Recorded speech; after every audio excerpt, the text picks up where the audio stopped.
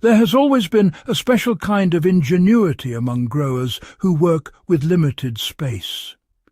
Long before modern apartments existed, families in dense medieval towns, ancient Roman cities and walled desert settlements grew food in courtyards, narrow passages and elevated wooden balconies. Their harvests were not accidents. They understood which crops thrived in tight spaces, which ones tolerated shade, and which ones delivered the most food per square foot. Today, balcony farmers are reviving the very same logic. So, if you're watching this because you want to turn a confined space into something productive, hold on for the next minute. By the time this introduction ends, you will already know more about small space crop selection than most beginners learn in their first year. Balcony farming is not about growing everything. It's about choosing the crops that have proven throughout history to excel in restricted environments.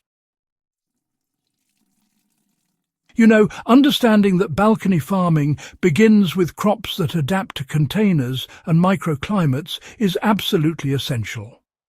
Across history, balcony growers learned one truth rather quickly. The environment dictates the crop, not the other way around. Ancient urban gardeners, well, they selected plants that didn't need deep root systems, that could tolerate fluctuating temperatures, and that grew fast enough to recover from heat, wind, or even limited water. Herbs like parsley, coriander, basil, and mint. These all appear in archaeological soil samples from early apartment-style dwellings in the Middle East and Mediterranean. Their shallow roots and fast growth, you see, made them just perfect for tight spaces. Even today, you know, a beginner balcony farmer can start with a simple clay pot, fill it with a stable container soil mix, and grow a dense herb patch that provides weeks of continuous harvest. The key is choosing varieties that thrive in confinement rather than those that merely survive it. For example, lettuce and spinach form compact root systems and respond quickly to light, making them excellent crops for shaded or partially shaded balconies. They also allow for cut-and-come-again harvesting. A practical step would be planting several rows of loose-leaf lettuce in a long, shallow container and, you know, harvesting outer leaves every few days. This way you ensure a steady supply without ever waiting for a full head to mature. Learning how fruiting crops can succeed on balconies if the right varieties are chosen, well, that's really quite important. Historical records from early Edo-era Japan and small Roman household gardens show people growing compact varieties of fruiting plants in containers, particularly peppers, eggplants, and dwarf tomatoes. These crops are, you know, surprisingly well suited to balcony farming as long as they are supported properly and matched with containers that hold enough soil to prevent rapid drying. A modern grower, following the old principles, could, for example, take a 10-litre pot, fill it with a high organic soil blend, and grow a dwarf cherry tomato variety. Once the plant reaches around 30 centimetres in height, adding a simple stake or trellis prevents wind damage, which is honestly one of the main balcony challenges. The plant will respond with dense, manageable growth and regular fruiting through the season. Peppers behave the same way.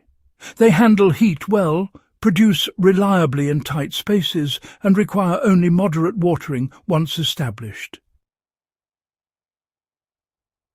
This mirrors traditional balcony farms of the Balkans, where peppers were routinely grown in wooden tubs along sunlit railings. Eggplants, especially Asian compact varieties, are another strong choice. They produce heavy yields on short, sturdy stems and tolerate the kind of midday heat that balconies often amplify. A grower who positions an eggplant pot against a warm wall can increase productivity significantly, much like ancient growers who use stone courtyard walls to extend their season. Recognizing that root crops can thrive in small spaces when planted strategically. Historically, root crops were not the first choice for balcony-style farming, but growers who understood soil depth and moisture control used them effectively. Carrots, radishes and spring onions appear frequently in the records of confined medieval kitchen gardens because, well, they did not demand broad beds of land. Instead, they required depth and loose soil. A modern balcony grower can recreate this by using tall containers or, repurposed buckets filled with soft stone-free soil. Short carrot varieties like Parisian types perform exceptionally well, forming round roots in shallow conditions. Radishes can mature in as little as 20 to 30 days, making them a fast rotation crop for anyone wanting continuous harvests. Spring onions or scallions need almost no space at all. A single rectangular container can host dozens of them, providing a reliable garnish crop throughout the season. The historical lesson is simple. Root crops succeed on balconies when soil depth is prioritized over width. Even a single deep container can become a miniature root garden. Understanding that climbing crops give balcony farmers vertical abundance is really key. It's quite remarkable how much you can grow upwards rather than outwards. Vertical growing is not a modern innovation, actually. For centuries, throughout Persia, India and Southeast Asia, household growers trained beans, cucumbers and gourds along balcony railings and courtyard walls to maximize limited space. It's fascinating to see how these traditions have stood the test of time. Climbing crops offer some of the highest yields per square foot in a confined setting. Honestly, it's impressive just how much food you can harvest from such a small area when you grow upwards. Green beans are, well, really one of the easiest balcony climbers you can grow.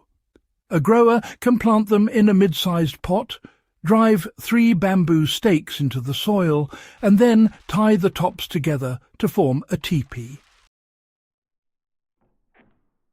As the vines climb, they shade the potting soil, which helps reduce evaporation, and, they deliver continuous harvests.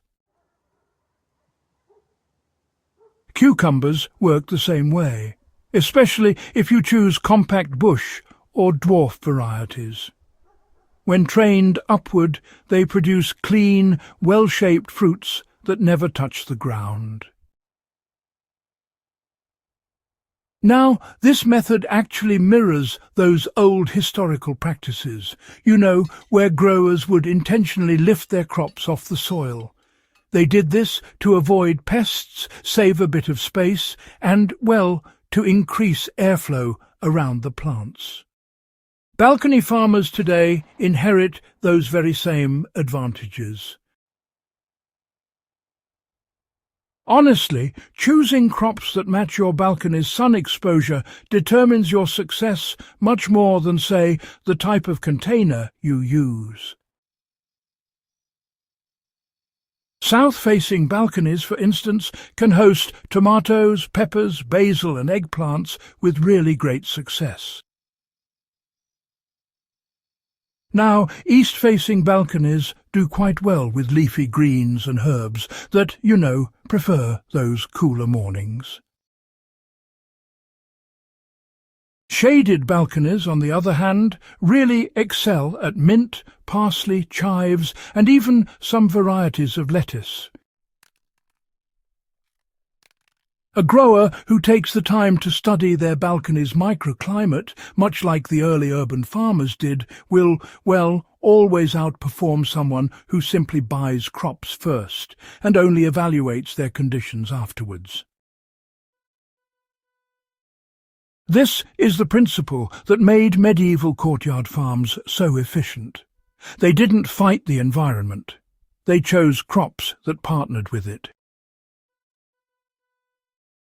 Mastering balcony farming means embracing crop selection as a centuries-old craft, not a modern challenge. The best balcony crops are the ones that respect their environment, grow compactly, and deliver consistent yields. From herbs and leafy greens to fruiting plants, root crops and climbers, small spaces can produce remarkable harvests when filled with the right varieties. If this guide expanded your understanding of balcony farming and connected you to the long lineage of growers who mastered small spaces, make sure you subscribe to Husbandry and share this video so more people can learn the old systems that still work today.